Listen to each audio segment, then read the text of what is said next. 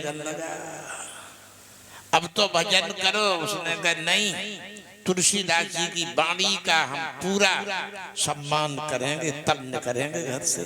क्योंकि तुलसीदास जी ने कहा लिखा है कि तुलसीदास जी ने लिखा है वेद कहत असनीत दर्शानन और चौथे पनई जाए निर्वकानन।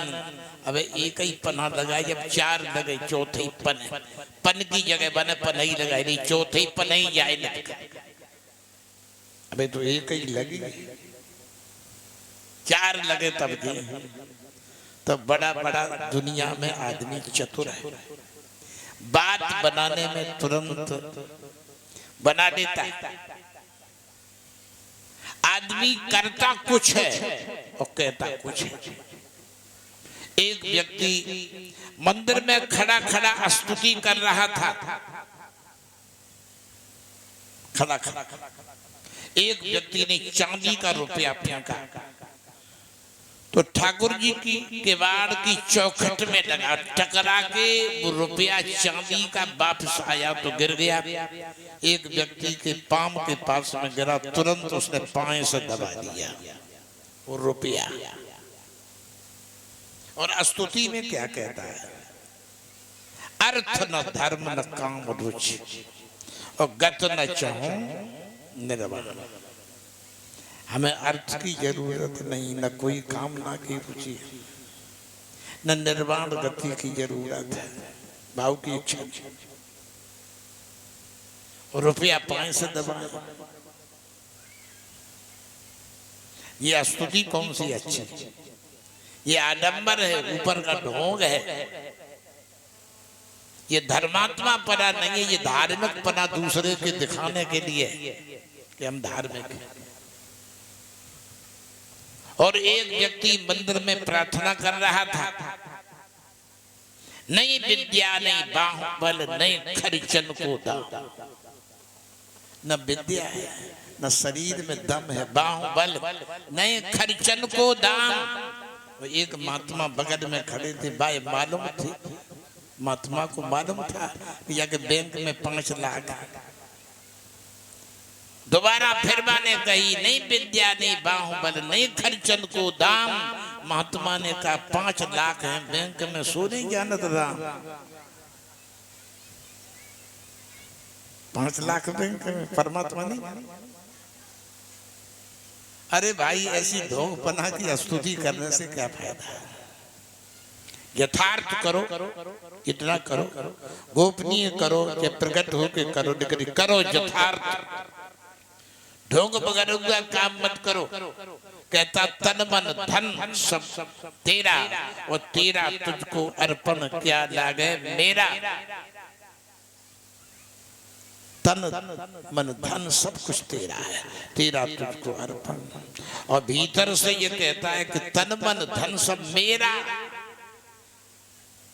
और मेरा ही नहीं पड़ोसी का भी मेरा, और मेरा मुझको दे दे क्या लागे तेरा। भीतर भीतर ये भावना है। तो ऐसी स्तुति से लाभ नहीं होगा। इधर जो है ध्रुव किसी प्रकार से नहीं रुकता है। माँ ने अपनी आंखों पे पट्टी चढ़ा दी, पूर्व जन्म का पुण्य था, शुक्र था, साधना की पूंजी थी, चल पड़ा। उत्तान पाद को पता चला तो उत्तान पाद ने कहा, तेरी माँ को एक शेर जो मिला करते थे, आज से 2 शेर जो की व्यवस्था। एक शेर के 2 शेर पाओ, लौट चलो, ध्रुव बने न जाओ। ध्रुव ने कहा, जिन प्रभु कीन शेर से दूना, उतन के भवन और का सूना। इन्होंने शेर से दूना कर दिया, उनके यहाँ क्या कमी है? उनके यहाँ कोई कमी नहीं।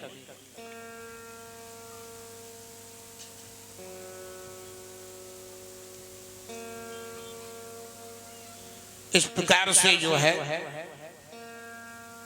उत्तान पाद ने कहा, मंत्रियों से 5 गांव दे दो, 5 गांव की बात चली, 5 गांव दे दिए जाएंगे, लौट चलो। 10 गांव दे देंगे, नहीं लौटा। आधा राज्य दे देंगे, नहीं लौटा। उसने कहा भगवान देंगे तभी लौटेंगे, नहीं तो नहीं लौटेंगे।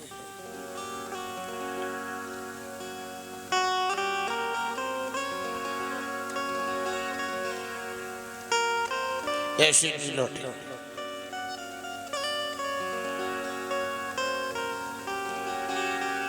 किसी की बात नहीं, चल पड़ा। रास्ते में चला जा रहा था। इसकी राजधानी थी कानपुर के पास में बिठूर।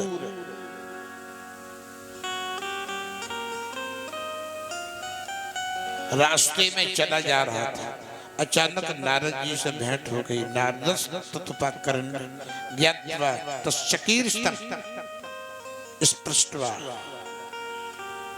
मूर्धन घनेन पाणना प्राया विस्मिता।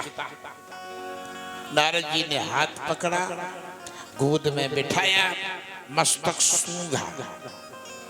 महापुरुष किसी बच्चे का मस्तक सूंघे तो समझ लो आयु बढ़ गई। कहां से आए हो, कहां जाना है, उद्देश्य क्या है? ध्रुव ने सारी बात बता दी।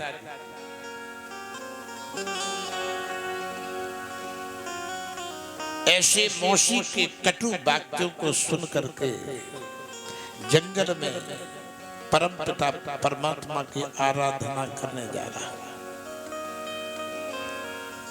नारद जी ने जब सारी बात जानी तब कहा जिस मनुष्य में पानी नहीं वो भी मनुष्य बेकार है। पानी बिन घोड़न को खरीदे नहीं सौदागर, और पानी बिन सकल सिरोही कौन काम। और पानी बिन खेती फुलवारी सब सूख जात, और पानी बिन बेल सूख जात नागर पान की। पानी बिन नैनन की ज्योति मंद फीकी लगे, पानी बिन इज्जत घट जात नौजवान की। हेरे नद ज्ञानी निक पानी को जतन कर, पानी बिन तेरी जिदगानी कौन काम की। पानी तो होना चाहिए, निपनिया तो कोई अच्छा ही नहीं होता।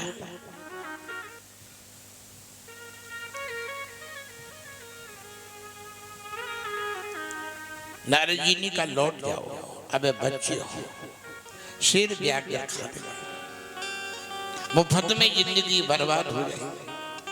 ध्रुव ने कहा मालूम पड़ता नकली नारद हो, असली नहीं। नारद जी ने दक्ष के 11,000 पुत्रों को साधु बना दिया था, तुम मुझे घर लौटा रहे हो, इसलिए नकली नारद समझ में आ रहे। नारद जी ने कहा जाने तो हमें ही नकली बना दिया। नारद जी ने कहा अब तो इस उपदेश देना ही पड़ेगा। तब नारद जी ने उपदेश दिया, गुणादि कान मुदम लिप्सितं क्रोशम गुणात्मा मैत्रीम समादन विक्षेर तापैर विभूयते। नारद जी ने उपदेश दिया, नीच से नीच व्यक्ति हो और अगर उसमें गुण देखो तो गुण ग्रहण कर लो, सेवा कर। अब बराबर गुण वाला मिल जाए तो उससे मैत्री कर लो, और तुम्हारे पास गुण है और तुम्हारी शरण में कोई आ गया है तो उसे गुण प्रदान करो। ज्यादा बड़े आदमी से कभी मैत्री नहीं हो पाएगी, ज्यादा छोटे आदमी से भी मैत्री कभी नहीं सफल हो पाएगी। मैत्री जब बराबर का गुण मिलेगा तभी मैत्री सफल होगी।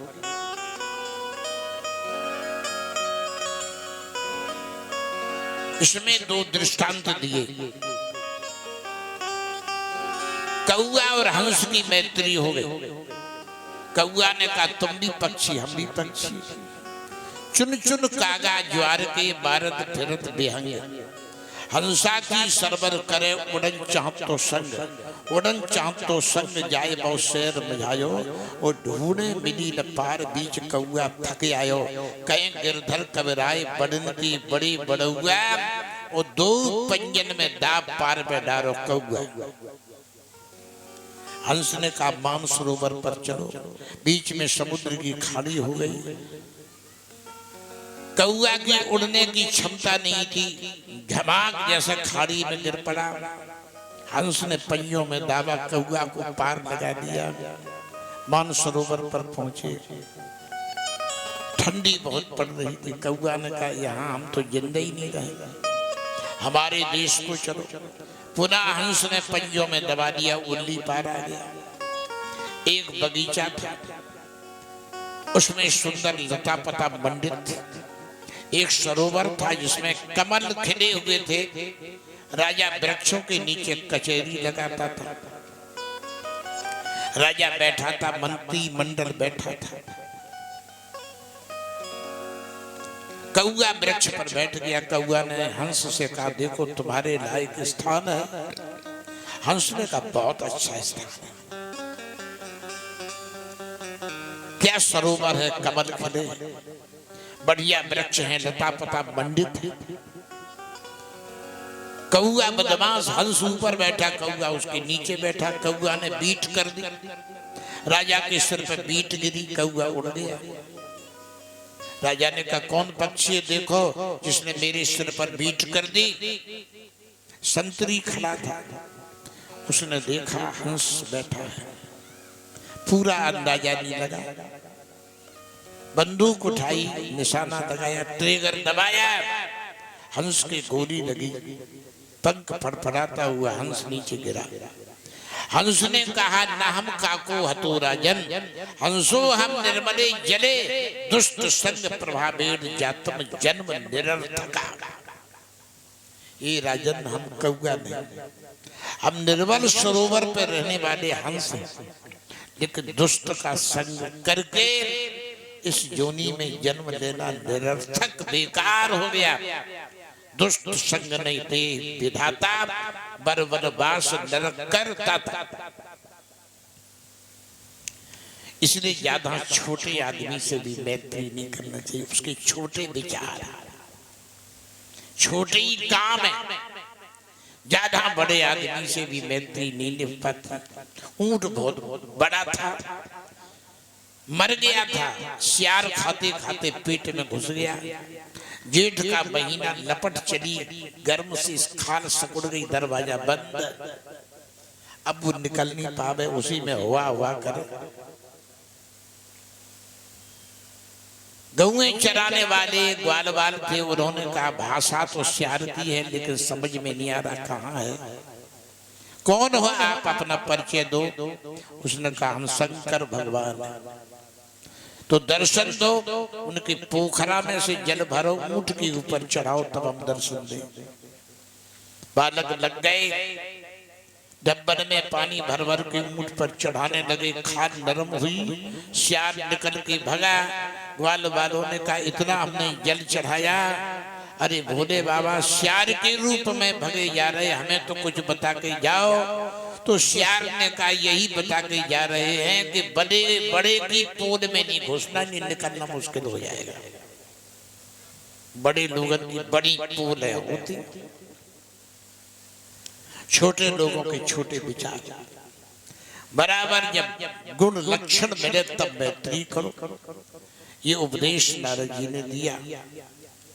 बाकी बाद में नारद जी ने कहा अब हम आपको भगवान का स्वरूप बताते।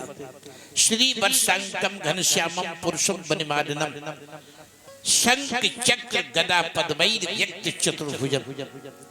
श्री वर्ष का चिन्ह है, घनश्याम वर्ण है, वनमाला पड़ी है, शंख चक्र गदा पद्म हाथ में लिए, मुकुट है, किरीट है, कानों में कुंडल है, कौस्तुभमणि पड़ी है, 3 प्रकार की सुंदर ललित चितवन है। ऐसे परमात्मा का ध्यान करना। उसके बाद में मंत्र बताया, ओम नमो भगवते वासुदेवाय। 12 अक्षर का मंत्र। 7 रात्रि एक स्थान पर बैठ के भजन करोगे, देवताओं के दर्शन होंगे। बाकी बाद में हरा पीला प्रकाश नजर आएगा। और अंत में जब ऊपर को आप बढ़ोगे तो देवता भी उपद्रव करेंगे, पानी बरसाएंगे, उल्कापात करेंगे, ओले डालेंगे, धूल भरी आंधी चलाएंगे, भूकंप करेंगे और सिंह बन के गर्जना करने लगेंगे। तुम्हारी माता बन के देवता रोने भी लगेंगे। लेकिन धोखे में नहीं आना, गोविंद भगवान अपनी सावधानी में रहना। भजन करने का स्थान बताते 3 है भजन करने के स्थान। एक सौ पीठ, एक सिद्ध पीठ, एक अरंड पीठ। सौ माने मरघटा। जहाँ मरघटा पे 10-50 मुर्दा रोज जलते हो, वहाँ कुटिया बना करके भजन करो तो ये दिमाग में बात रहेगी कि एक दिन ये शरीर भी ऐसे ही जलेगा।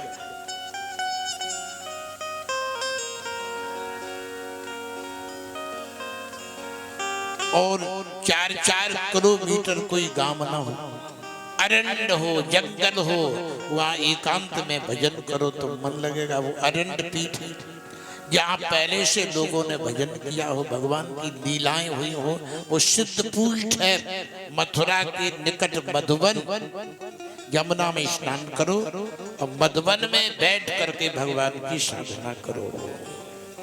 नारद जी ने बता दिया है, वहां जाइए। मधुबन में भजन करने की बहुत जगह अच्छी है। तत्तात गच्छ भद्रम ते यमुना तटम शुचि पुण्यम मधुवनम यत्र सान्निध्यम नित्यदा हरेः। जहाँ परमात्मा ने अपनी दिव्य लीला की। नारद जी बता देते। आसन भी बताया, ऐसे आसन लगा। आसन की प्रक्रिया है। कुशासने भवेद्याय। जीवन में अगर कुश के आसन पे बैठ करके कोई भजन करता है, कुश माने दाब, बाकी जड़ें हो आगे, जड़ें नहीं काटो। जड़ों में वो क्षमता होती, कई प्रकार की बीमारी के वायरस वो जड़ों से खत्म हो जाते हैं। इसलिए कुश के आसन पर बैठ के भजन करो। जड़ें हो तो आयु बढ़ती है। कुशासनेषु भवेद आयु। मोक्षास्याद व्याघ्र चर्मणा। और बाघ के आसन पर बैठने से मोक्ष प्राप्त होता है। अजनासनेषु सर्वसिद्धि स्यात्। अजना माने हिरण। हिरण के आसन पर बैठ करके भजन करने से सब प्रकार की सिद्धियां प्राप्त होती हैं। कम्मने सिद्धि उत्तमा। और कम्मन के आसन पर बैठ करके उत्तम सिद्धि प्राप्त होती है। वस्त्रासनेषु दारिद्र्यम। चाहे सूती वस्त्र हो, चाहे टेरीकोट का, उसमें बैठ के भजन करने से दरिद्रता प्राप्त होती है। और धरण्याम शोक संभवा। नंगी पृथ्वी पे बैठ के भजन करने से शोक पैदा होता है। शोक। शिलायांश भवेद व्याधि। पत्थर की पटिया पे बिना आसन के भजन करने से शरीर में आदि व्याधि बीमारियां पैदा होती हैं। और काष्ठे व्यर्थ परिश्रमा। और काठ के तख्त पे बिना आसन के भजन करने से व्यर्थ का परिश्रम होता, कोई फल नहीं होता। आसनों की विवेचना, साधन की प्रक्रिया। आसन लगाओ और अपान वायु प्राण वायु को सम्यावस्था में करके मूलाधारा सुधिष्ठानम मणिपूरक बेवचा अनाहता विशुद्धा याज्ञाम याज्ञा खट चक्र मुचिते। शरीर में 6 चक्र हैं, 8 कमल हैं। अपने प्राण को भ्रुकुटी के मध्य में स्थापित करो समाधि के द्वारा। प्रक्रिया पूरी बताई। नारद जी चले जाते हैं, ध्रुव साधना में लग जाता है। जीवन में अगर किसी के साथ में भलाई करोगे तो भला होगा और बुराई करोगे तो बुरा होगा। भलाई कर भला होगा, बुराई कर बुरा होगा। भलाई कर भला होगा, बुराई कर बुरा होगा।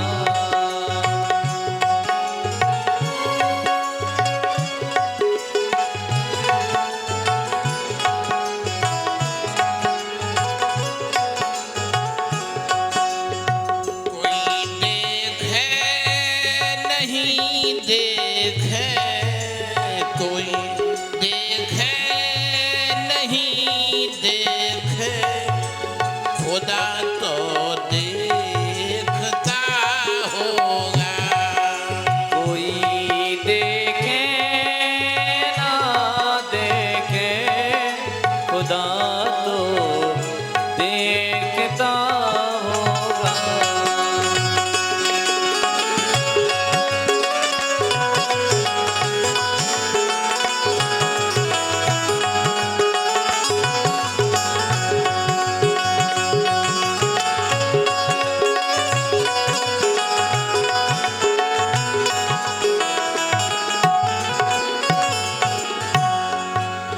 उठाए शीश पर गठरी लिए फिरता है क्यों नादान।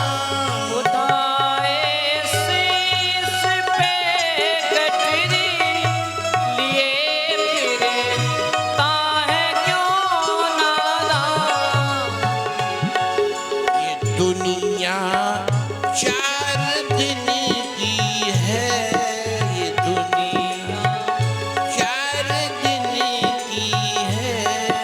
अगारों फिर कहाँ होगा। ये दुनिया चार दिन की है, अंगारों फिर ये क्या होगा।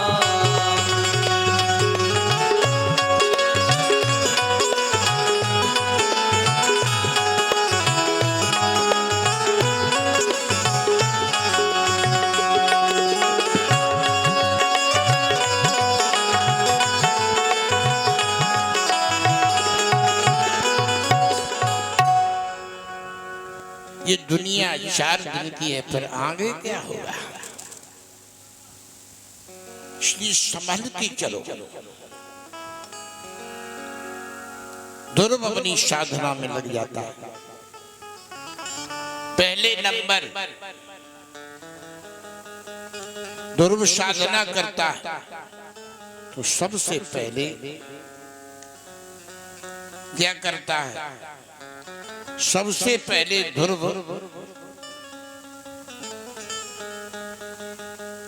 कपित बद्रासना,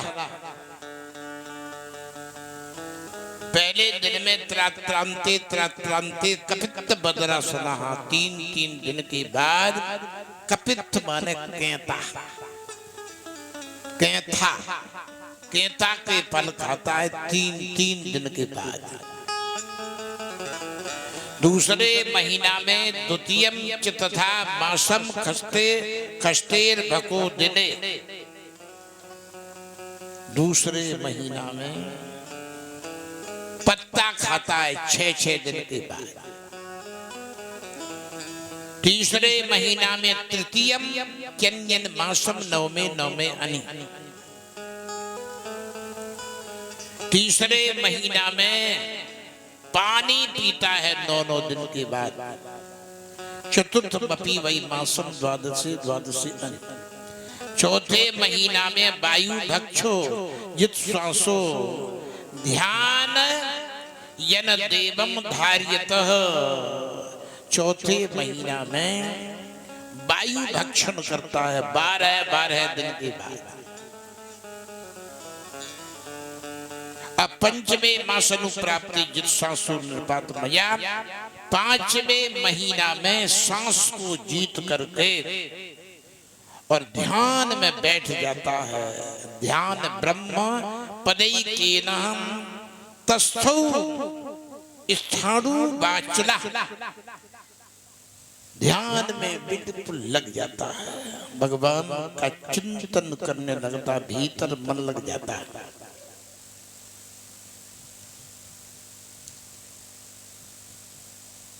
किसी कवि ने लिखा है, जीवन है अनमोल, काम कुछ ऐसा कर जा, पाकर गुरु से ज्ञान यार मरने से पहले मर जा। अपने घट में बैठ निरंतर नहीं किसी के घर जा, सीता राम नाम सुमिरन कर भवसागर से तर जा।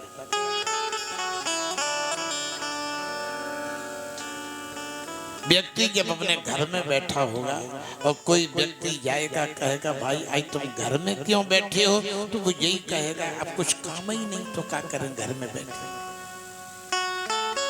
जब व्यक्ति के पास कोई काम नहीं रहता है तो चैन में घर में बैठता है।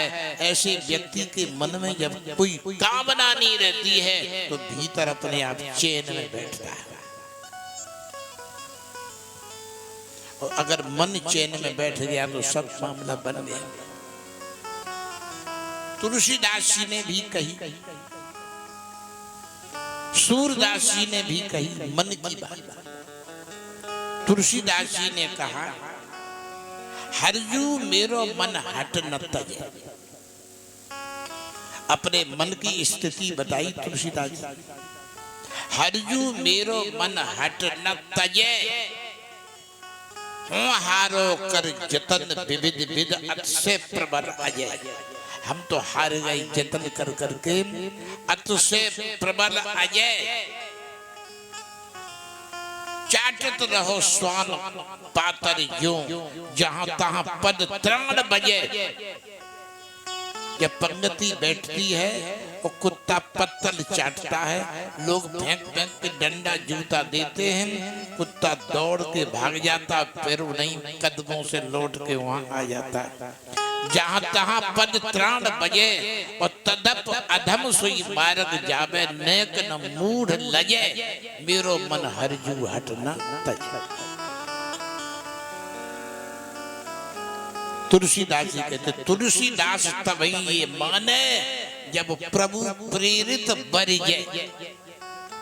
जब तुम्हें जब बरजो और हटको तो जब माने नहीं, जब मन व्यवहार होता है हम तो हार।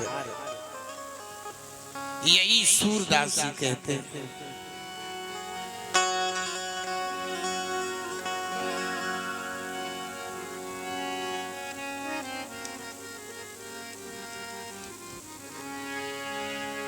सूरदास जी कहते हैं यही बात,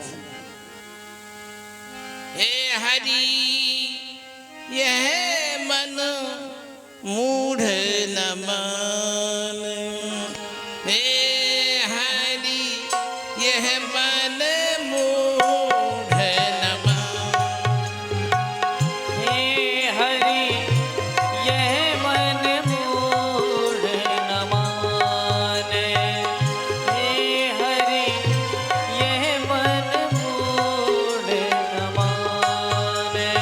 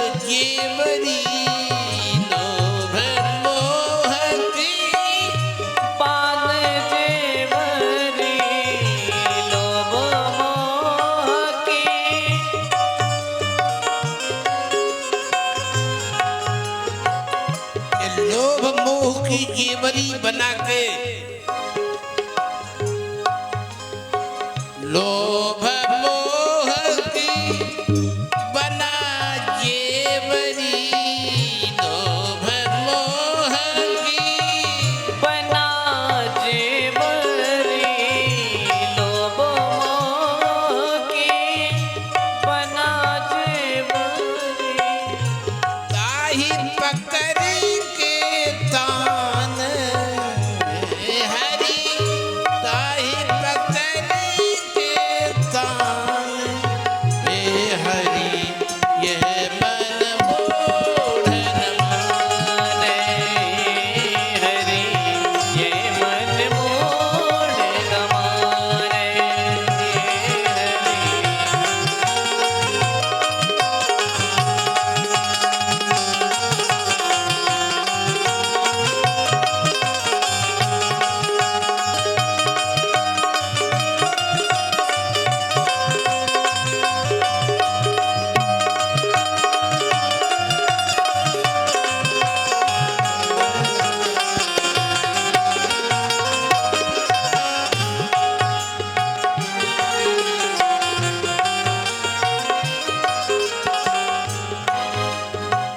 सूर अधम की कहो कौन गति, सूर अधम की कहो कौन गति, सूर्य बन की कहो कौन गति। सब विधि नाथ निभान, सब विधि नाथ निभान हे हरि, यह मन मोढ़ न माने। हरि ये मन मोड़ न माने। ये मन मोड़ न माने।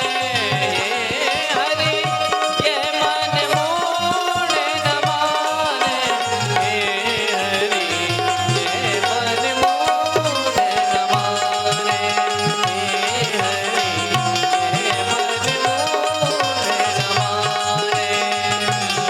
हरि यह मन मोढ़ न,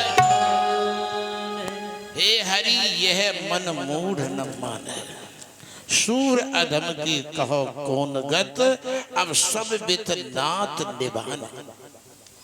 सूरदास जी कहते तुम ही निभाओ, मेरे बस की बात नहीं। ऐसे ऐसे महापुरुष जिन्होंने अपने अपने मन की दिशा का, इधर समाधि में ध्रुव बैठ जाता है, चतुर्भुजी मूर्ति ध्रुव के अंतःकरण में प्रकट हो जाती है, उसी में मन लगा। इधर देवताओं की सांस लेने में दिक्कत होने लगी, क्योंकि इंद्रिय द्वार झरोखा नाना, ताता सुर बैठे करथाना। देवता भी तो इंद्रियों पर बैठे, और जब समाधि में गए तो इंद्रियां शून्य हो जाती हैं, तो देवताओं को कष्ट। भगवान से प्रार्थना की, शीघ्र दर्शन। भगवान अपने गरुड़ पर सवार होकर आए। ध्रुव अपने अंतःकरण में चतुर्भुजी परमात्मा का दर्शन कर रहा था। भगवान ने वो चतुर्भुजी स्वरूप को अंतर्हित कर लिया। अकुला करके ध्रुव ने आंख खोल के देखा, जो भीतर था वही बाहर है, जो भीतर वही बाहर, जो बाहर वही भीतर, कोई दूसरा नहीं। इसलिए जो है ध्रुव स्तुति करना चाहता है, लेकिन पढ़ा लिखा नहीं। तो भगवान ने अपना वेदमय शंख ध्रुव के गाल पर स्पर्श कर दिया। कृतांजलिम ब्रह्मेण कम्मुनाम स्पर्श बालम कृपया कपोले। जब कपोल पर शंख स्पर्श किया है, मानो सरस्वती ध्रुव की सोती हुई जागृत हो गई। सोती हुई सरस्वती जागृत ध्रुव प्रार्थना करने लगा। युवंता प्रवश्य मम वाच विभाम प्रसुप्ताम संजीवित कृष्ण धारा सुधामना अन्याश्च हस्त चरण श्रवण तुगादीन प्राणान नमो भगवते पुरुषाय तुभ्यम्। ध्रुव कहता है मेरे अंतःकरण में आपने सोती हुई सरस्वती को जगा दिया है, मेरे स्वरूप धामना माने आत्मा का भी बोध करा दिया है और जड़ को भी चैतन्य बना दिया है। हस्त चरण श्रवण तुग जड़ इत्यादि इंद्रियां जड़ हैं, इन जड़ को भी चैतन्य बना दिया। जो चेतन को जड़ करे जड़ई करे चेतन अस समरथ रघुनायक भजे जीवते धन। तो जब साधना सच्ची होती है तो ध्रुव कोई पढ़ा लिखा तो था नहीं, वेद मंत्र बोल रहा है तो भगवान की कृपा से असंभव संभव है। कर तुम अकर तुम अन्यथा कर तुम समर्था सा ईश्वरा। भगवान ने कहा जो मांगना हो ध्रुव मांग लो।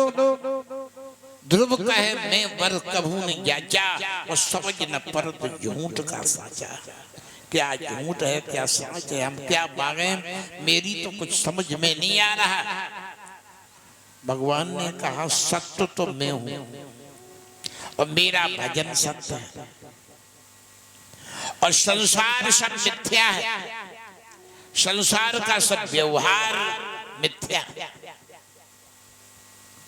केवल काम चलाने के लिए, यथार्थता नहीं, काम चलाने के लिए।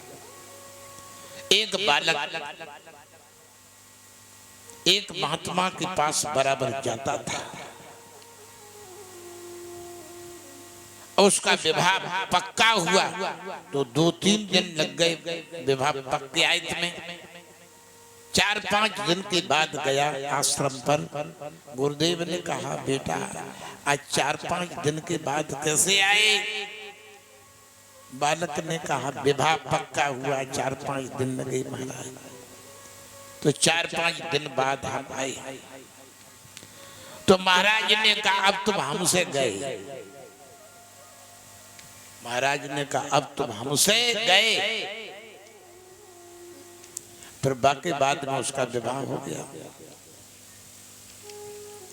जब विवाह हो गया तो 1 महीना के बाद गया। तब गुरुदेव ने कहा इतने दिन कैसे लगे?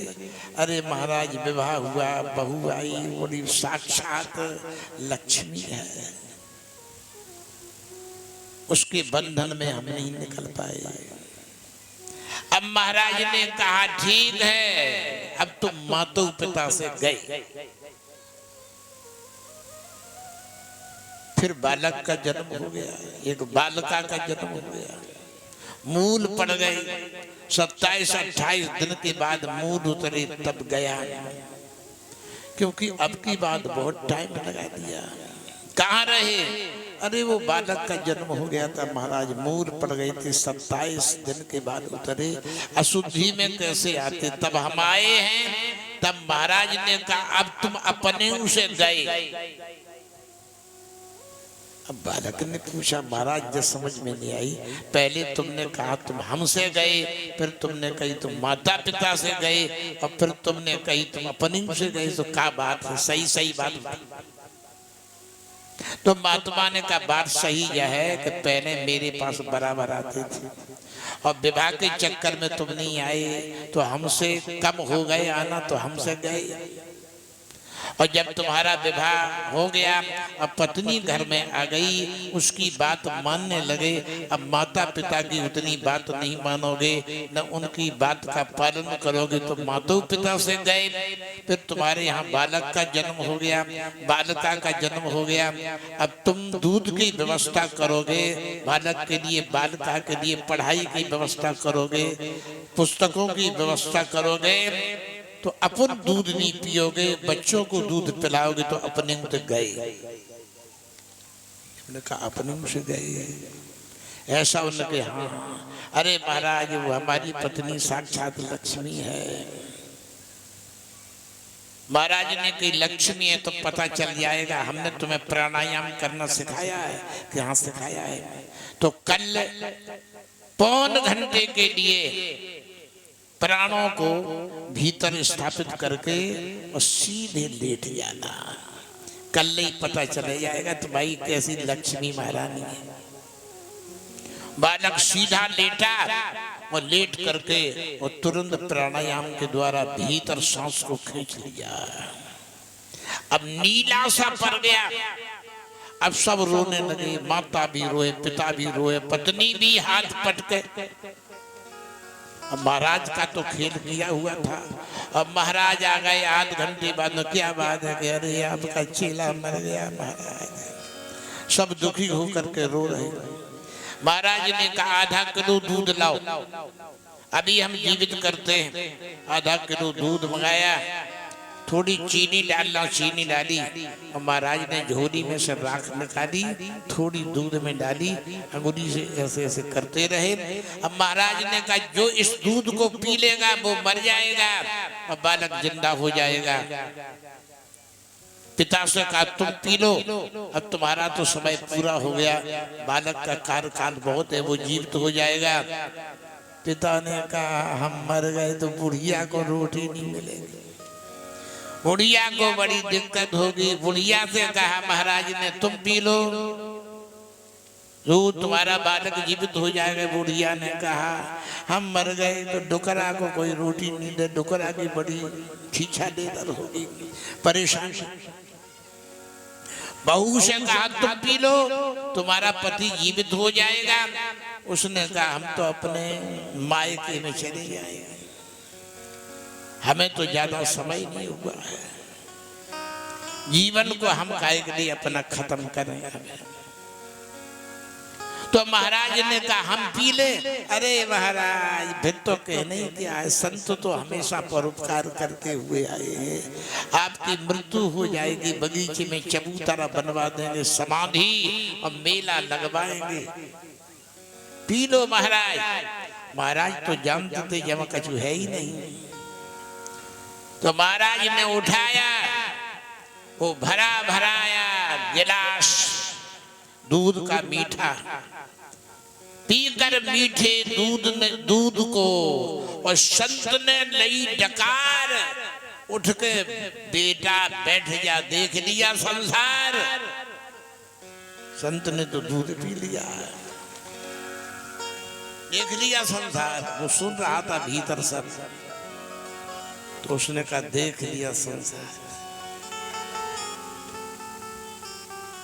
अभी लोग सब रो रहे थे, परेशान थे, मरने के लिए कोई तैयार हुआ। देख लिया संसार हमने, देख लिया, देख लिया संसार हमने, देख लिया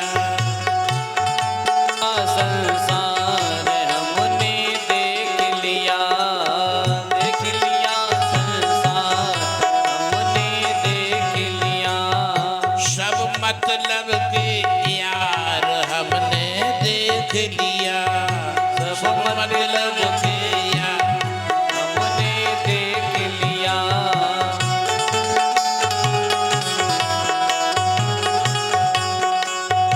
तन निरोग धन जेब में जब तक, तन निरोग धन जेब में जब तक, धन निरोग धन जेब में जब तक, तन निरोग है और जेब में धन है।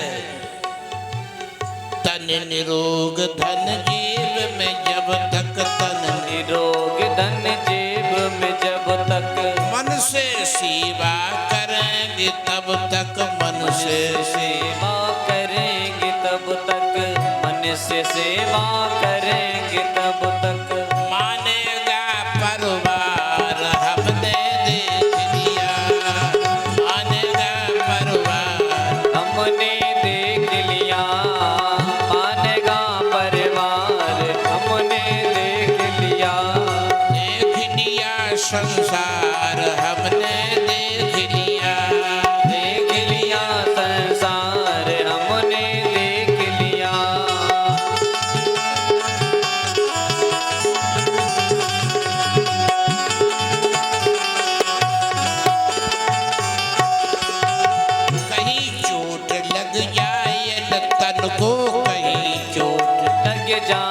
रतन को, सभी समझते हैं निर्धन को, सभी समझते हैं निर्धन को, सभी समझते हैं निर्धन को।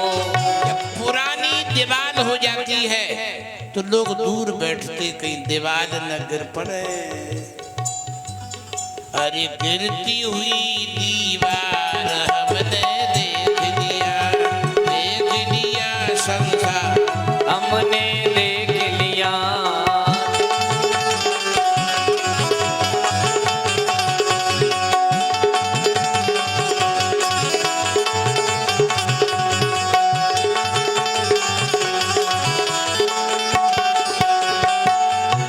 जिस पर विश्वास किया है, जिस पर विश्वास हमको, जिस पर विश्वास किया है उसने हमें निराश किया है। जिस पर विश्वास किया है उसी ने हमें निराश किया है। जिस पर विश्वास किया है उसने हमें निराश किया है। जिस पर विश्वास किया है उसने हमें निराश किया है। बनकर रिश्तेदार हमने देख लिया, बनकर रिश्तेदार हमने देख लिया, मन के रिश्तेदार हमने देख लिया। संसार हमने देख लिया, संसार हमने देख लिया।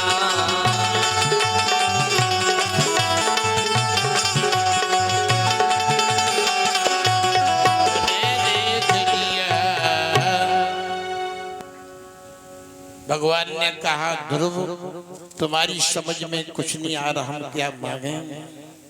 अभी हम अपने धाम के लिए तुम्हें ले चले। संसार में अपवाद होगा, लोग कहेंगे शेर व्याघ्र ने खा लिया, मर गया, मिला क्या? इसलिए जिस गद्दी से आप धक्का मार के नीचे गिराए गए हो उसी राजगद्दी पर बैठ करके 36,000 वर्ष तक शासन करोगे और बाकी बाद में तुम मेरे धाम के लिए पधारोगे। इतना कह के भगवान अंतर ध्यान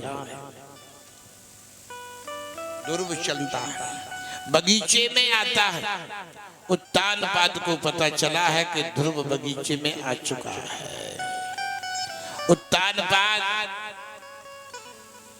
अपने सारे वाहनों को लेकर के, मंत्रियों को लेकर के आता है। तम दृष्ट्वा पवनाभ्यास यांताम तरसारथाम अवरूह्य नृपस्तुणीर्मा साध्य प्रेम बैवला। प्रेम में बहबल होकर के रथ से उतरा, दौड़ा, ध्रुव को छाती से लगा दिया। जैसे ब्यानी हुई गाय जंगल से दौड़ के अपने बछड़ा के पास पहुंच जाती है। सारे राजधानी के लोगों ने ध्रुव का स्वागत किया। अंत में सुरजी को भी स्वागत करने पड़ा। अगर नहीं करते हैं स्वागत तो दुनिया में मेरा ही अपवाद होगा, मेरी ही बदनामी होगी, मुझे ही लोग बुरा कहेंगे। ध्रुव की माँ ने अपनी आंखों पर पट्टी चढ़ा रखी थी। ध्रुव अपनी माँ के पास जाता है और ध्रुव ने कहा, माँ तेरा इकलौता पुत्र आ चुका है, इकलौता पुत्र आ चुका है तेरे सामने। माँ ने अपनी आंखों की पट्टी खोली है और ध्रुव को देखा है। उसी समय पया स्तनाभ्याम सुस्राव नेत्र जयी सलरई शिवई तदा विसच्य मानाभ्याम वीर वीर शुभो मोहो। माँ ने अपनी गोद में ध्रुव को बिठा लिया। दोनों नेत्रों से आंसू की धार लगी और दोनों स्तनों से दूध की धार लगी। ध्रुव का सिर भींग गया, मानो अभी माँ ने अभिषेक कर दिया। माँ ने कहा, तेने भगवान के दर्शन करे, ये मुझे कैसे विश्वास हो? तू अपने भगवान के मुझे भी दर्शन करा। ध्रुव ने भगवान से प्रार्थना की। एक झांकी भगवान ने दिखाई, लेकिन बिना साधना के नेत्रों में पावर नहीं आता है, ये भगवान के सामने नेत्र ठहर जाए। भजन करने से, तप करने से ही पावर प्राप्त होता है। लेकिन मां समझ गई कि तेने भगवान के दर्शन कर लिए, मुझे विश्वास। ध्रुव लौट करके अपनी राजधानी में आता है। बाकी बात जो है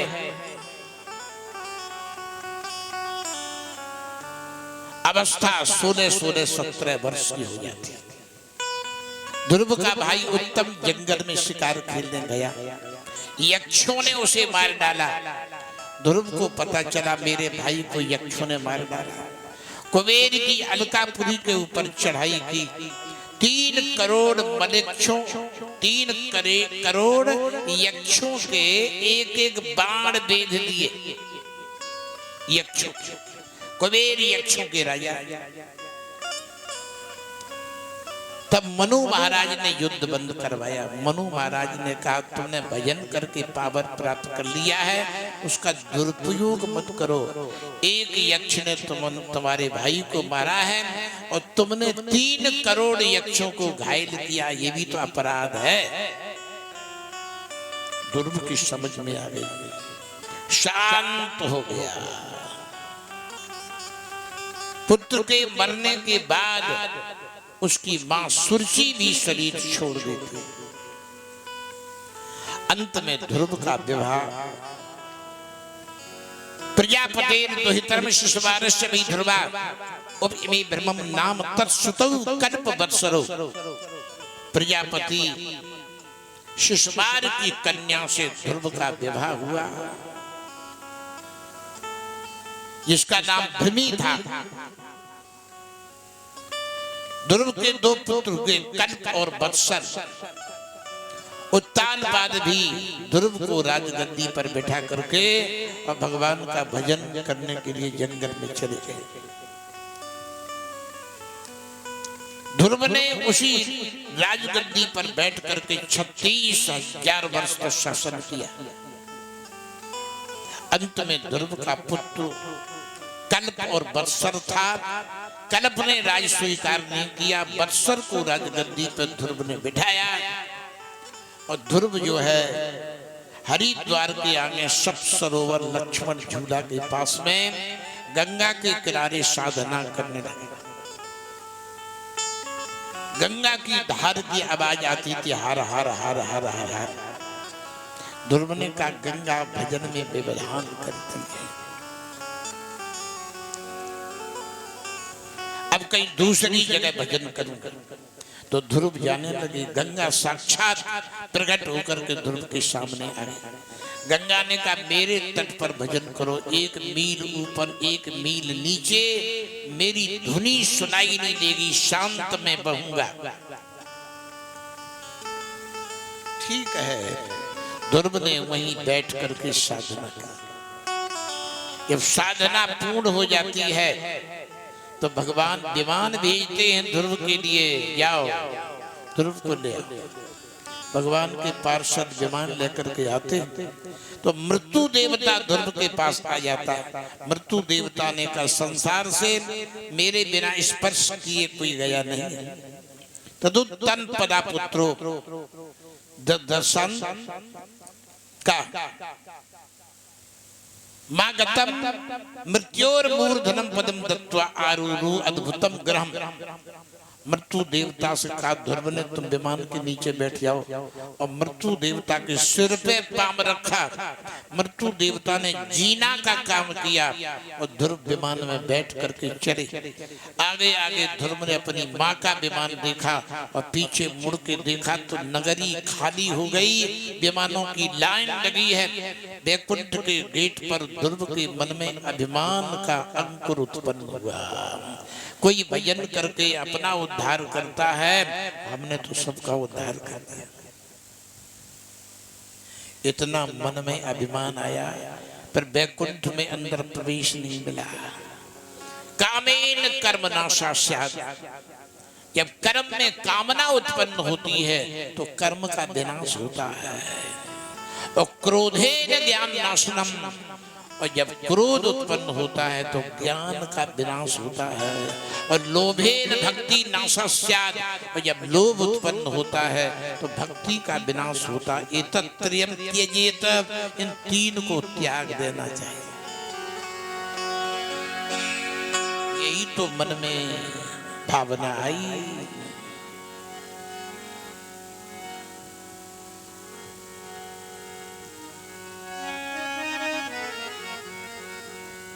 छोड़ दे अभिमान रे बंदे, छोड़ दे अभिमान बंदे, छोड़ दे अभिमान रे बंदे, छोड़ दे अभिमान।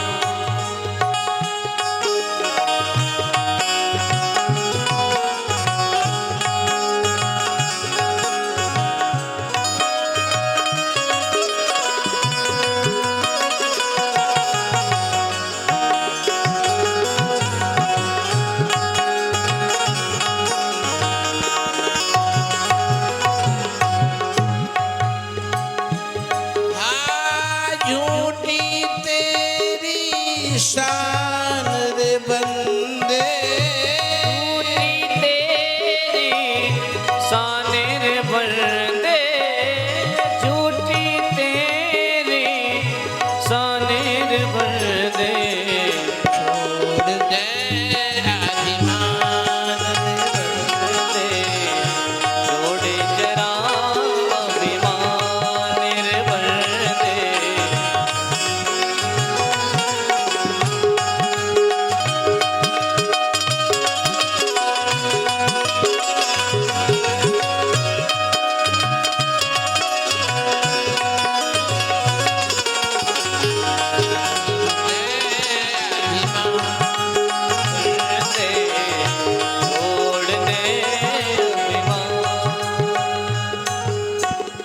जितने इस दुनिया में आए, जितने इस दुनिया में आए, जितने इस दुनिया में आए, जितने इस दुनिया में आए, सबको इस माटी ने खाए, सबको इस माटी ने खाए, सबको इस माटी ने खाए।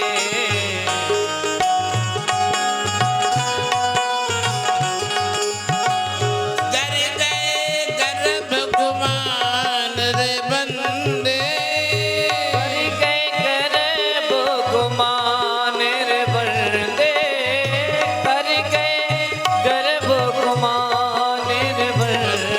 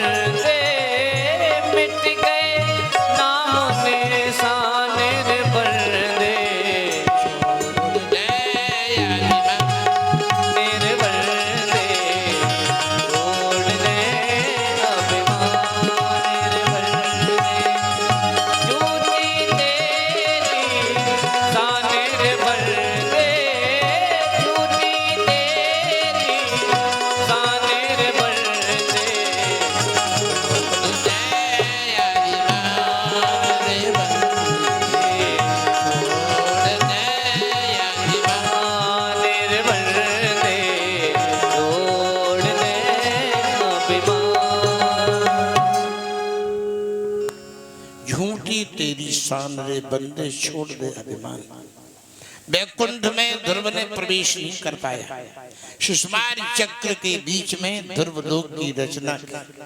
अपने परिवार को लेकर के इसमें रहो, खुद ही मिटे तब खुदा को पावे, और खुद ही से खुदा हाथ नहीं आवे। बेखुदी छा जाए दिल पे इतनी, किसी कवि ने लिखा बेखुदी छा जाए दिल पे इतनी, दिल से खुद ही मिट जाए। प्रभु के पाने में, प्रभु के पाने में, रास्ता खुद के खो जाने में। जब खुद खो जाता है तभी भगवान का रास्ता मिलता है। आज भी ध्रुव लोक में निवास कर रहे हैं। ध्रुव का पुत्र वत्सल वो राजगद्दी पर बैठा है। ध्रुव चरित्र का गायन नारद जी ने प्रचेताओं के यज्ञ में किया था। विदुर जी मैत्रेय जी से पूछते, केते प्रचेत से नाम कश्यपत्यानि सुब्रत, कश्यान बाय प्रख्याता कुत्र वा सत्तरमासतः। वो किस जगह यज्ञ हो रहा था और प्रचेताओं के पिता का नाम क्या था, उन्होंने कौन स्थान पर यज्ञ किया था, जिसमें नारद जी ने ध्रुव चरित्र का गायन किया था। बताने लगे मैत्रेय जी विदुर जी को, सुखदेव जी परीक्षित जी को, और सूत जी 88,000 ऋषियों को बता रहे। प्राचीन ये जो ध्रुव का पुत्र हुआ है जिसका नाम वत्सल, वत्सल के ही कुल खानदान में आगे चल के उन्मुख नाम का राजा हुआ, और उनके ही आगे कुल खानदान में एक अंग नाम का राजा हुआ है, और अंग का पुत्र हुआ बैण। लोक वेद से विमुख अधम को बैण, लोक से भी विमुख हुआ, वेद से भी विमुख हुआ। बेणु कहते बांस से। मदियाचल पर्वत पर एक चंदन का वृक्ष खड़ा रहता है, और उसमें से हवा टकरा के चारों तरफ बहती है। जहां तक चंदन की सुगंधी पहुंचती है सारे वृक्षों में प्रवेश कर जाती है, सारे वृक्ष चंदन के भाव में बिक जाते हैं। लेकिन उसी मदियाचल पर बांस खड़ा रहता है, उस बांस में चंदन की सुगंधी प्रवेश नहीं करती। मदियाचल संसर्गान वेणु चंदनायते, बांस में प्रवेश नहीं करती है। तो जिसका हृदय बांस की तरह शून्य हो वही तो मूर्ख है। मूर्ख हृदय न चेत कहीं गुरु बिने बिरन सब।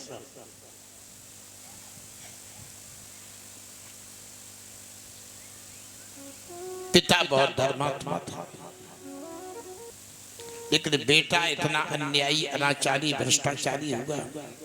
किसी की आंख फोड़ना, किसी की चुटिया खींच लेना, किसी का पाम तोड़ देना, किसी का हाथ तोड़ देना, किसी को कुआं में धक्का मार गिरा देना, किसी को नदी में गिरा देना, यही काम था। चोरी करना, डकैती करना। उल्हाना लेकर के प्रजा जाती थी, राजा से शिकायत करती थी। राजा बहुत समझाता था, लेकिन एक बात नहीं मानता था। करे गलती और स्वीकार है उसे इंसान कहते हैं, और करे गलती नहीं माने उसे शैतान कहते हैं, और करे गलती पे गलती उसे बेईमान कहते हैं। गलती पे गलती करता जा रहा, नहीं मान रहा। छत पे चढ़ करके खानी तमाकू खाके कोई घूम रहा था, नीचे से पगडंडी रास्ता थी, एक व्यक्ति निकल रहा था, उसने ऊपर से थूका, उसकी खोपड़ी पे गिरा। नीचे वाले पथिक ने उससे कहा, भाई साहब जरा देख के थूका करो। उसने कहा, तुम क्यों नहीं देख के चलते हो, तुमको देख के चलना चाहिए। अपनी गलती स्वीकार नहीं। वो भी समझदार आदमी था। उसने कहा अच्छा हुआ जो हमने देखा नहीं, खोपड़ी पे गिरी, कहीं मोही में चली जाती तो मुंह तो बच गया मेरा। इंसान अपनी गलती स्वीकार नहीं करता है। एक बालक बड़ा चतुर था, उसने मास्टर से कहा कि तुम्हारे पिताजी को 5 वर्ष हो गए शरीर छोड़े। मास्टर ने कही हाँ, तुम्हारे पिताजी ने हमें सपना दिया है। मास्टर ने कहा क्या सपना दिया है? तुम्हारे पिताजी ने ये कहा है कि इस बालक को पास कर देना। मास्टर साहब, इस बालक को पास कर देना, ये कहा है तुम्हारे पिताजी ने। अब मास्टर ने कहा देखो कितना चतुर, कैसी बात बना के लाया है। पिताजी हमारे थे, सपना इसे देने गए। मास्टर ने कहा 2 दिन के बाद बताएंगे। 2 दिन मास्टर ने सोचा समझा और बालक को बुलाया, यहाँ सुनो, मेरे पिताजी ने मुझे भी स्वप्न दिया है और ये कहा है वो बालक बड़ा धूर्त है, उसे पास नहीं करना। उसने अपनी गलती स्वीकार नहीं की। उसने कहा एक बात समझ में नहीं आती, तुम्हारे पिताजी ने तुमसे कछु कही, हमसे कछु कही, तुम्हारे पिताजी भी 2 कौड़ी के आदमी नहीं है। अपनी गलती स्वीकार नहीं की। दुनिया में निरे ढंग के लोग होते। एक मास्टर ने विद्यार्थी से पूछा तुम्हारे पिताजी हमसे 10,000 रुपए ले गए, 2 रुपया के ब्याज से, कितने 1 महीना में ब्याज हो गया, 1 वर्ष में कितना हो गया बताओ। बालक ने कहा 1 रुपया भी नहीं। हमारी पढ़ाई लिखाई सब धूल में मिला दी, हमने इतना गणित तुम्हें पढ़ाया था और तुम हिसाब नहीं लगा सकते हो। विद्यार्थी ने कहा हम हिसाब लगा सकते हैं और अभी गणित जोड़ के बता दें, लेकिन हमारे पिता ने जिससे लिया है जिंदगी में 1 पैसा उसका लौटाया है।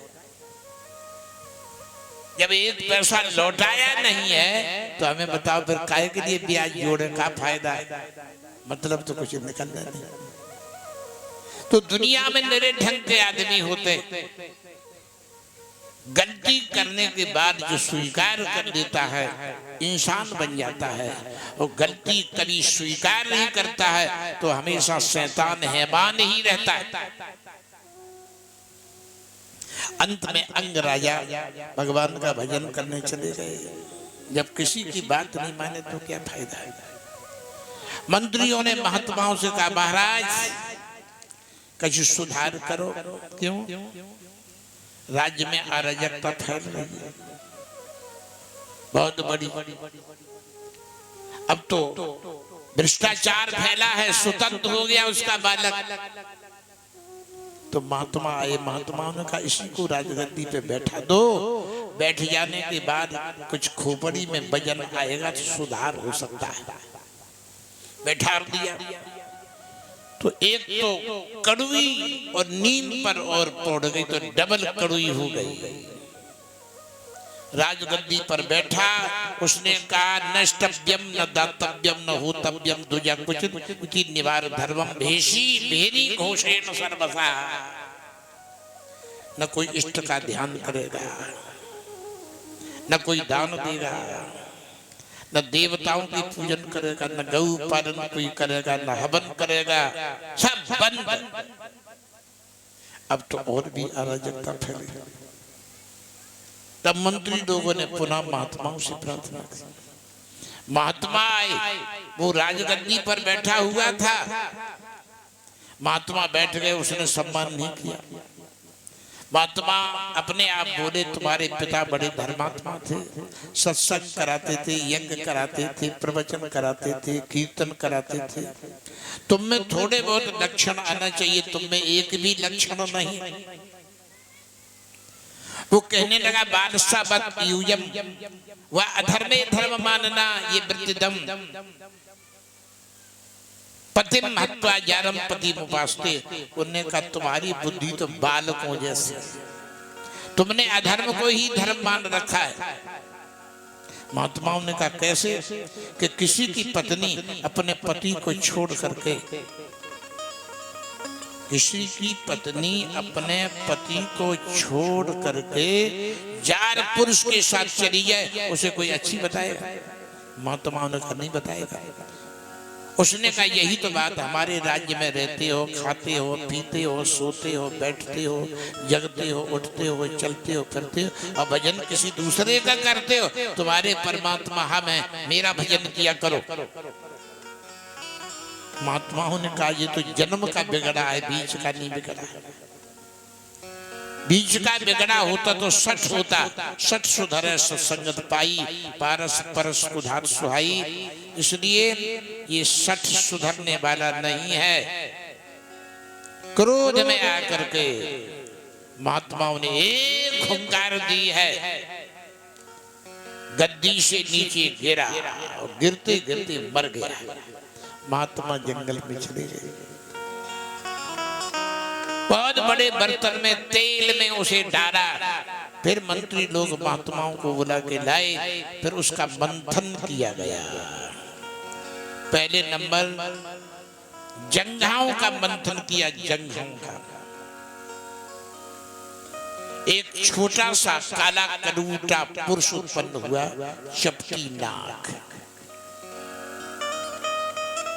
हाथ जोड़ करके उसने कहा मेरे लिए क्या आज्ञा है? महात्माओं ने कहा निशीत निशीत बैठ जाओ।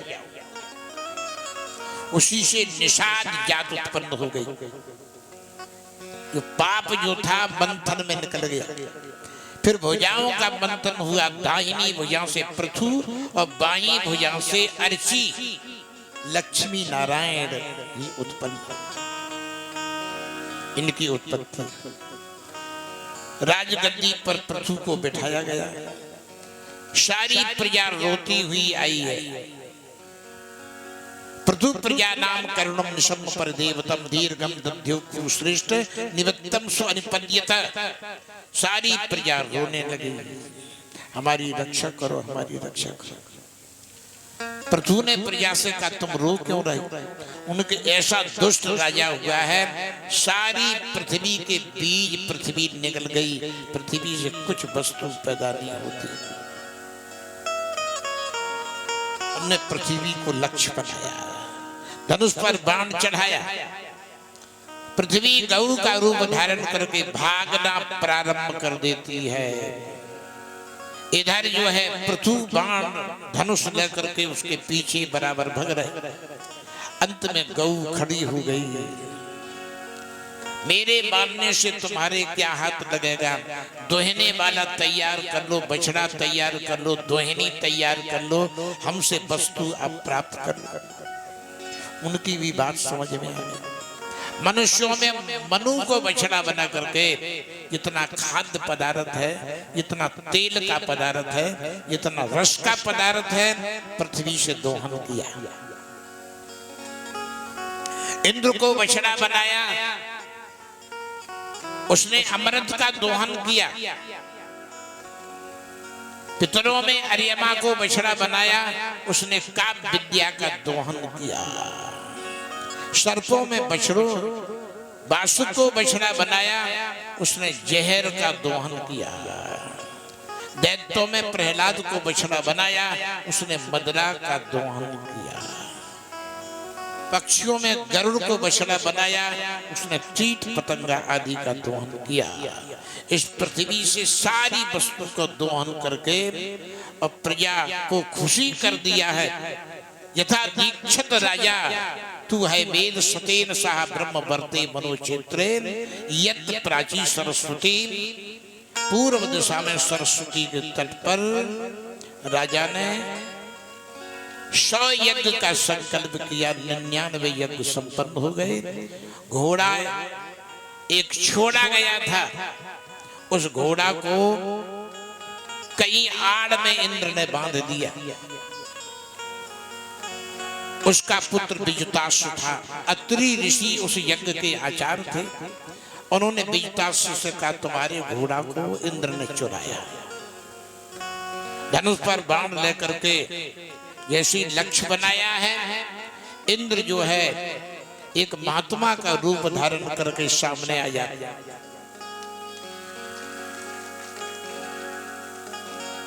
महात्मा का रूप धारण करके सामने आ जाता, छोड़ दिया, घोड़ा को ला करके बांध दिया। पुनः उसने घोड़ा फिर इंद्र ने चुराया, फिर कहीं आड़ में बांध दिया। फिर अत्रि ऋषि ने कहा, तब फिर धनुष पर बाण चढ़ाया। औघड़िया महात्मा बन गया, मरघटा पे निवास करने वाला, मुन्नू की माला धारण करने वाला। ये तो औघड़िया है, छोड़ दो। तीसरी बार में पृथु को बताया।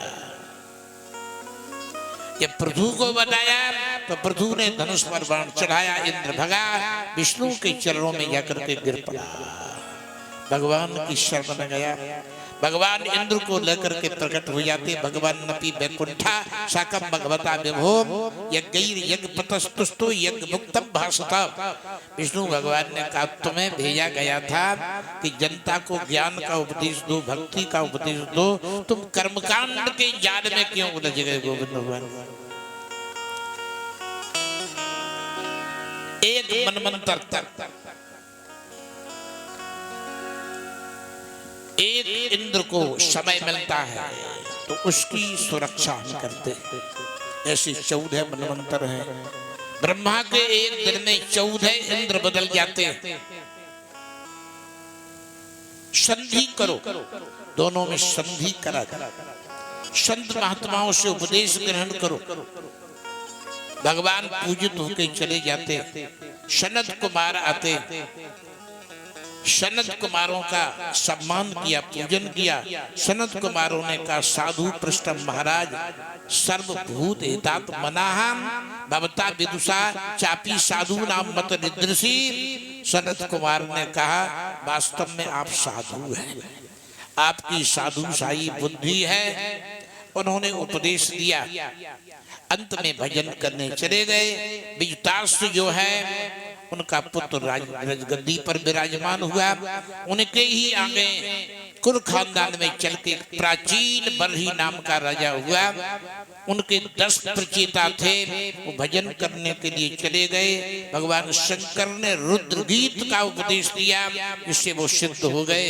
उन्हीं ने यज्ञ कराई थी और नारद जी ने उसी में ध्रुव चरित्र का गायन किया था।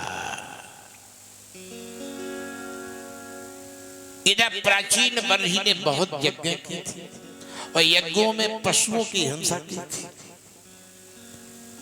इसलिए कर्म के जाल में फंस करके और भटकता हुआ प्राचीन बरही को देख करके नारद जी बीड़ा बजाते हुए पहुंच गए।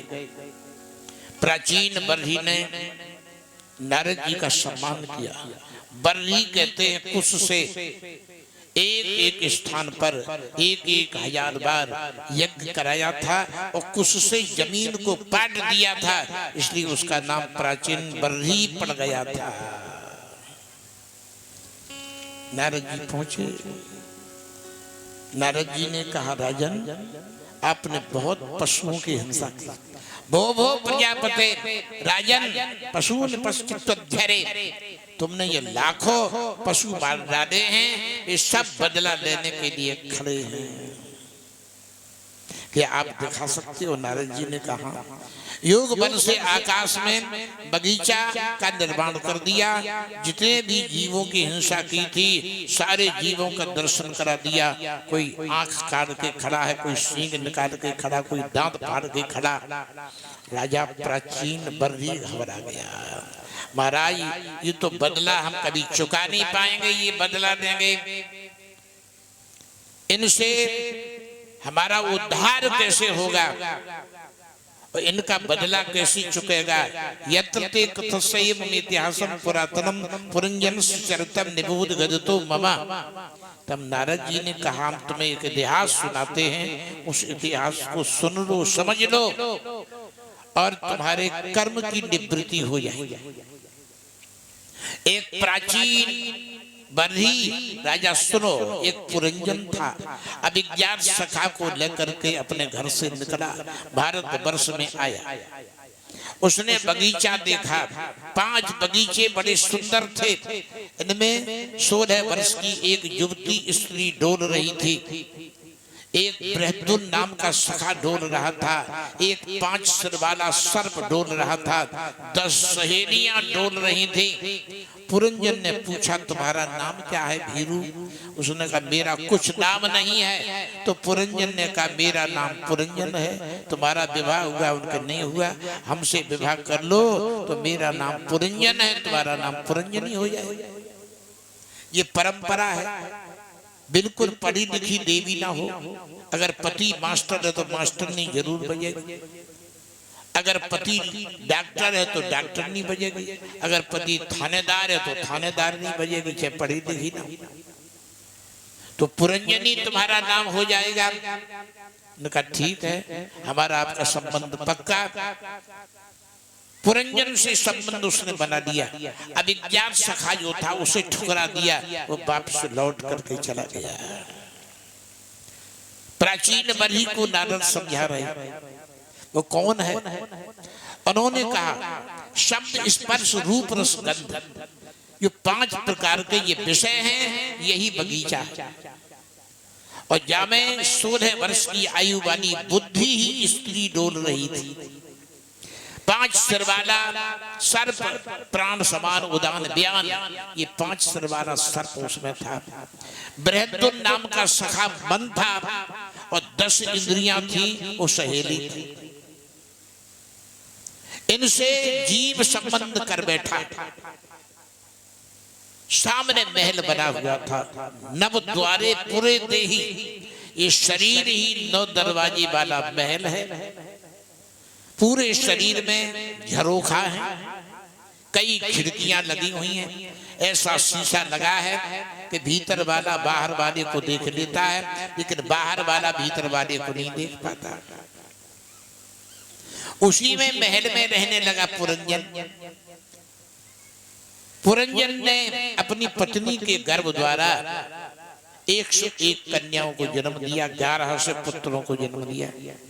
जो बुद्धि के परिणाम निर्णय होते हैं जीवन में, कितना बार बुद्धि निर्णय लेती है, वही 1100 पुत्र हुए।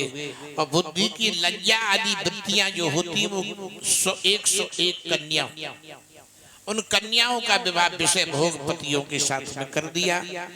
और जो है अपने पुत्रों का विवाह चिंता रूपी कन्याओं के साथ में कर दिया। चिता चिंता समक्षाता किंतु चिंता गरियसी, चिता से चिंता बड़ी होती है। चिता मरे मराए को जलाती है और चिंता जिंदा को जलाती है। चिंता श्वास शरीर बन, चिंता ज्वाल शरीर बन, और दावा लग जाए और प्रकट धुआं नहीं दीसिए और अंतर धुंधियाए। जरे जैसे कांच की भट्टी और रक्त मांस जर जाए, रहे पांजर की ठट्टी।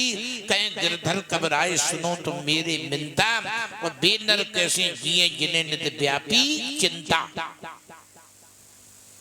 उसे घमंड हो गया, मेरा परिवार बहुत बड़ा है। तब तक 1 वर्ष का जो समय था उसका नाम चंडवेग था, और 720 सेना लेकर के उसने चढ़ाई करी। 360 दिन रात चढ़ाई करी उस नगरी के ऊपर। उसमें आग लगा दी। 5 सिर वाला सर्प युद्ध करता रहा। अंत में पुरंजन ने कहा मैं जल गया तो मेरी पुरंजनी कहाँ रहेगी? पुरंजनी जल के मर गई तो हम कहाँ रहेंगे? उसी चिंता में जल करके शरीर ये मकान भस्म हो गया। और पत्नी का चिंतन करते हुए अंत में विदर्भ के यहाँ जन्म हुआ। उस कन्या का नाम वैदर्भी रखा गया। पत्नी का चिंतन करते हुए स्त्री का शरीर मिला, पालन पोषण किया। 17-18 वर्ष की हो गई। मलय ध्वज के साथ में शादी की। मलय ध्वज ने उसके द्वारा 5 कन्याओं को जन्म दिया, 1 बालक को जन्म दिया। ये 5 कन्याएं क्या? श्रवणम कीर्तनम विष्णु स्मरणम पाद सेवनम अर्चनम वंदनम, ये 5 भक्तियों का जन्म है। और सततम कीर्तयन्तो माम यन्तश्च दृढ़व्रता, ये गीता में श्लोक आया है। दृढ़ रूपी निश्चय रूपी एक बालक का जन्म है। अंत में पति की मृत्यु हो गई, वो स्वयं सती होने चली, तो कान में आवाज आई, कितनी बार स्त्री बनोगे, कितनी बार पुरुष बनोगे। चिता से उठ करके खड़ी हो गई, इधर उधर घूमने लगी। जंगल में एक महात्मा की कुटिया देखी, चरणों में प्रणाम किया। ऐसे ऐसी चिता पे हम जलने जा रही थी, मेरे कान में आवाज आई, कितनी बार स्त्री बनोगे, कितनी बार पुरुष। महात्मा समझ गए। महात्मा ने कहा, तुम्हारे पेट में पाप की पुटरिया है, और जब तक चूरन नहीं खाओगे, पुटरी गलेगी नहीं, तब तक कान में जो तुम्हारे में कह गया उसका पता तुम्हें नहीं चलेगा। हर महीना आमला 3 का चूरन खाओ, किसी दुकान से उनका नहीं। आज से सत्य रूपी बहेड़ा, झूठ नहीं बोलेंगे, सत्य बोलेंगे। धर्म रूपी आमला, धर्म करेंगे, अधर्म नहीं करेंगे। बैराग रूपी हर, आज से राग में नहीं फंसेंगे, बैरागी बनेंगे। ये तीनों ले लो, और जो है विश्वास के इमाम दत्ता में डाल लो, और लगन की मूसर से कूटो, और विचार रूपी मटकी में भर दो। उत्सव की अग्नि लगाओ, राग द्वेष रूपी उफान निकले, उसे निकाल दो, और पाप रोगी के कंठ में डाल दो। निसंदेह पाप नष्ट हो जाएगा, वो अभिज्ञात सखा का पता चल जाएगा। उसने ऐसा ही किया। जब ऐसा किया तो अभिज्ञात सखा का पता चल गया। अभिज्ञात माने ज्ञान, ज्ञान ही जीव के साथ आया था। जीव ने ज्ञान को ठुकरा दिया था, अज्ञानी बन करके संसार में भटकता रहा। उसके बाद जब बने पूरी युक्ति से पाप की पुटरी नष्ट कर ली, तो अभिज्ञात सखा का दर्शन हुआ। वर्षों सी हो गई हैं हमको वतन से निकले, और फिर न हुए हैं वापस। ऐसे शकुन से निकले। आया था एक सिकंदर, दुनिया से ले चला था, थे हाथ दोनों खाली, बाहर कफन से, बाहर कफन से निकले, दोनों हाथ खाली थे, बाहर कफन से। इसलिए वह पुनः जीव अभिज्ञात सखा ज्ञान के साथ पुनः जहाँ से आया था अपने घर पर चला जाता है। असली घर वही है। कबीर दास जी कहते, सूरत सुहागिन बन के बैठी, जहाँ पीतम को अगम अटा। और कहे तो कबीर सुनो भाई साधु, पहले तो घर वही था, क्यों सोती बेभूल, सुरतिया चल प्रीतम को पता बता। जीव चला जाता है, इसलिए कहा कोई पुरंजन दूसरा नहीं है। हे प्राचीन बरही, तुम ही पुरंजन हो, तुम ही जीव हो। नारद जी ने उपदेश दिया है, अज्ञान का पर्दाफाश हो गया। इतने दिन हो गए तुमने समझ नहीं पाया। संसार रूपी बाजार में आए हो न पाई रे, हो न पाई रे, हो न पाई रे, हटा रे तेरी हाट, अभेनो बीधो सोना में। हो न पाई रे, हटा रे तेरी हाट, अभेनो बीधो सोना में।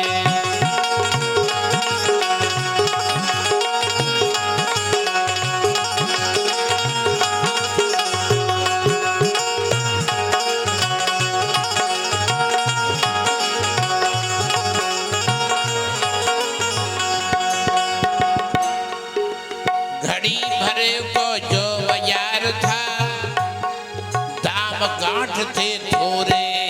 घड़ी भरे का जो बाजार था, दाम गांठ थे थोरे। इस जग में छलियन के कारण बहुत तक ले गए कोरे। हाँ, इस जग में छलियन के कारण बहुत ही रह गए कोरे।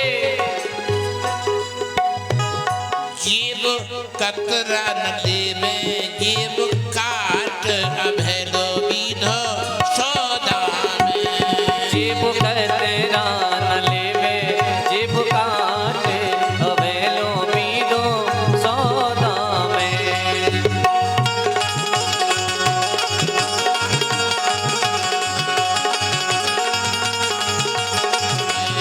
हो न पाई रे, हो न पाई रे, हो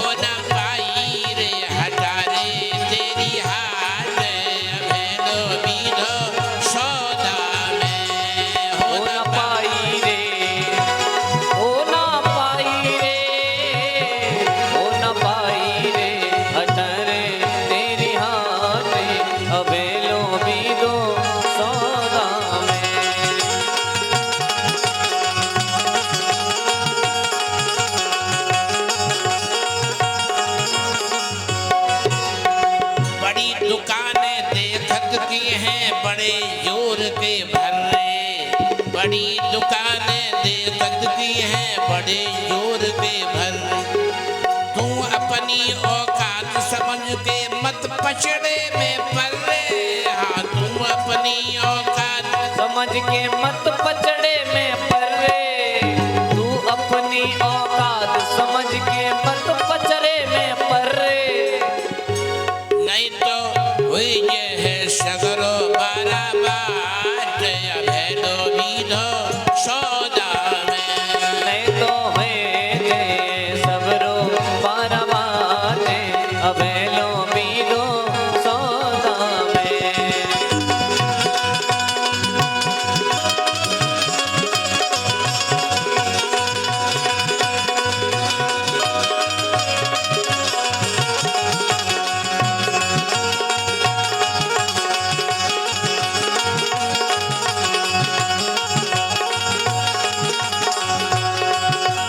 कब को आयो करो कतने सौदा नहीं कर पाई। कब को आयो करो कतने सौदा नहीं कर पाई।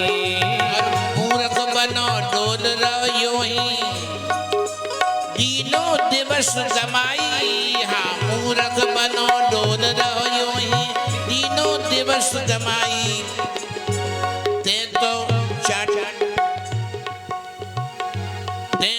चाटत रह गयो खट्टी मीठी चाट अभेदो बीधो सौदा में।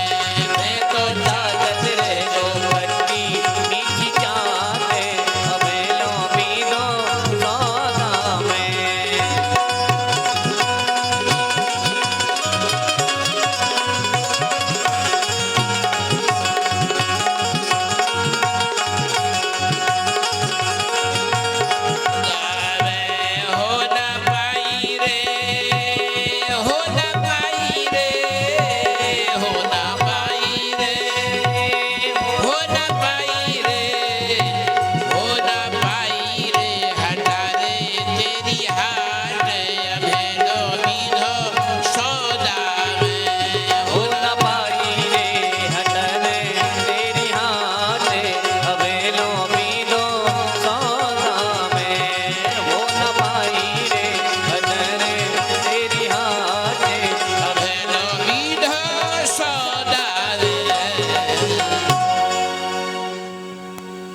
इतिहास के द्वारा नारद जी ने अज्ञान का पर्दाफाश प्राचीन बर्ही का कर दिया। वो भगवान का चिंतन करके भगवान के पास पहुंच गया। आज की कथा का विराम है। 2 मिनट भगवान का नाम लें। कल प्रिय व्रत के वंश का वर्णन होगा जिसमें भरत, जड़ भरत और अग्निन्द्र और ऋषभदेव और आगे जो है एक दंशु राजा का प्रसंग और एक रघुगण जड़ भरत का प्रसंग, भूगोल खगोल का वर्णन, 28 नरकों का वर्णन, अजामीर उपाख्यान का वर्णन, चित्रकेतु उपाख्यान, प्रहलाद चरित्र, गजेंद्र मोक्ष, समुद्र मंथन आदि आदि कथा आपको कल सुनने के लिए मिलेगी। आज की कथा का विराम। 2 मिनट भगवान का नाम ले मस्ती से ताली बजा करके।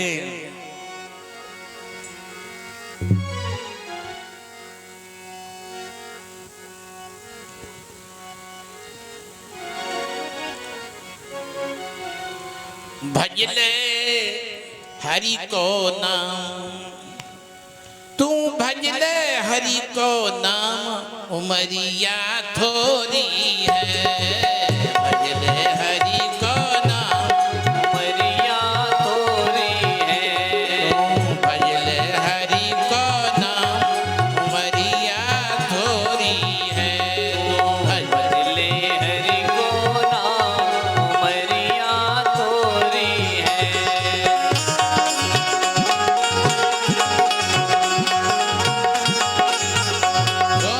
भजले हरि को नाम,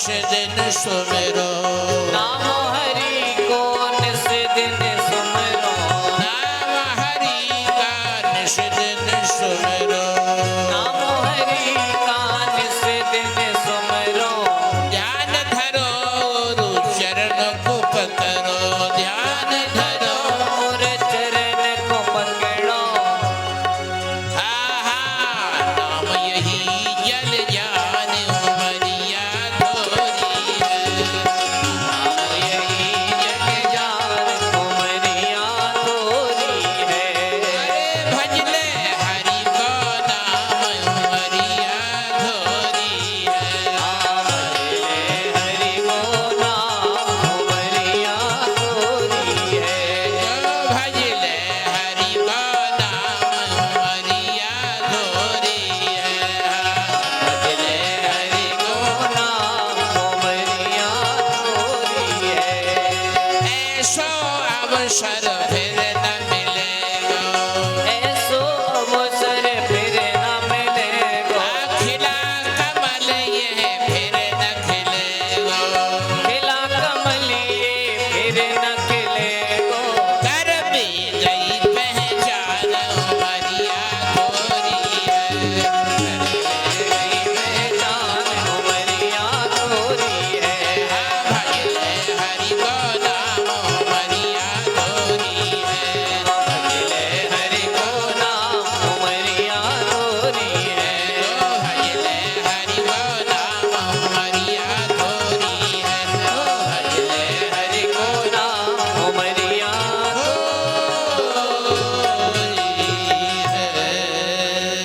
बोलिए गोविंद भगवान की जय जय जय श्री राधे हाँ सभी आरती की तैयारी करें भैया प्रसाद लेकर के प्रस्थान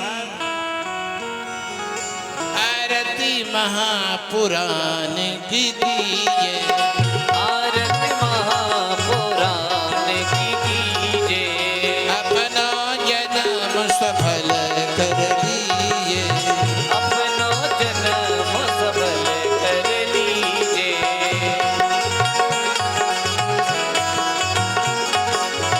पद भागवत वैकुंठन सैनी भागवत वैकुंठ नसैनी कल बल हरिणी समझो छैनी कलमल हरिणी समझो चैनी जो कोई रहे संत की रहनी जो कोई रहे संत की रेहनी अब अपनो जागो कर लीजिए अब अपनो जागो कर लीजिए आरती महापुराण की कीजिए आरती महापुराण की कीजिए सतचित घन आनंद स्वरूपा सत्यचित घन आनंद स्वरूपा अलख अनाद अखंड अरूपा अलग अनाद अखंड रूपा आवत सो न परै भवभूपा गावत सो न परे भव भूपा यह छवि हृदय में धर लीजिए छवि हृदय में भर लीजिए आरती महापुराण की कीजिए आरती महापुराण की कीजिए वेद पुराण शास्त्र को फल है वेद पुराण शास्त्र को फल है सुखदेव भय निर्मल है श्री सुखदेव भय निर्मल है बिछे मधुर सब बल है मन बेचे बसुरे सब मन जाला भर अमृत पापीजे प्याला भरे अमृत का पीजे आरती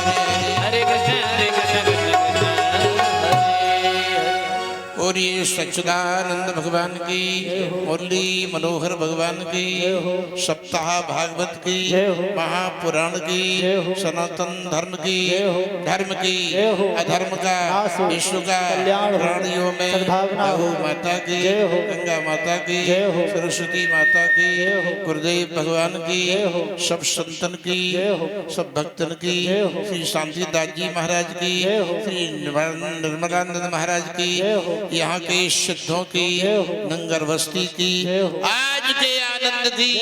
जय जय श्री राधे श्याम। सभी लोग